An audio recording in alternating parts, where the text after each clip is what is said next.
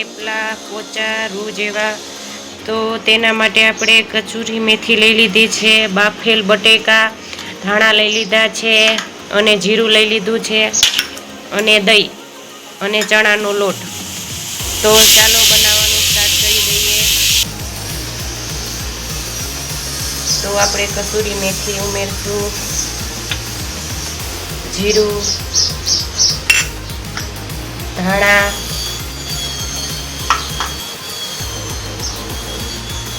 હળદર ઉમેરશું અને ચટણી ઉમેરશું।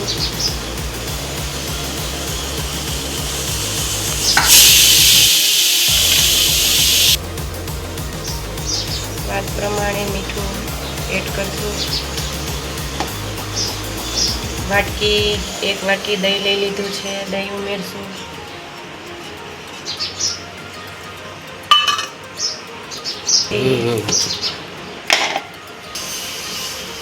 2 ચમચી ચણાનો લોટ,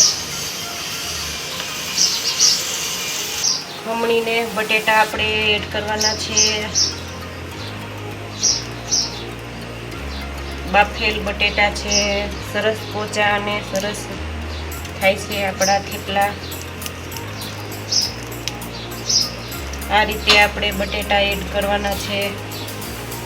2 ચમચી જેવું તેલ ઉમેરશું અને સરસ રીતે હવે આપણે એને મિક્સ કરી લઈશું। થોડું પાણી એડ કરતા જઈશું અને સરસ લોટ બાંધીને તૈયાર કરી લઈએ આપણે।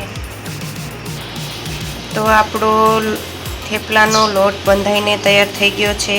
આ રીતનો આપણો થેપલાનો લોટ બાંધીને તૈયાર કરી લીધો છે। તો ચાલો હવે આપણે થેપલા બનાવવાનું સ્ટાર્ટ કરી દઈએ। તો આપણે થેપલા બનાવવાનું સ્ટાર્ટ કરી દઈએ।